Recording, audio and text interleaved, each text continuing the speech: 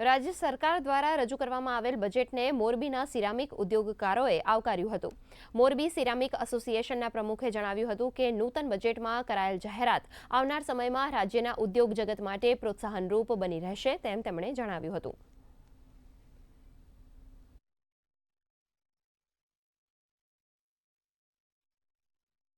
Budget सर्वांगीण विकास के तो ध्यान में रखते हुए गुजरात का हर एक नागरिक को डायरेक्ट इनडायरेक्ट फायदा मिलेगा, ऐसा एक बजट रजू किया है।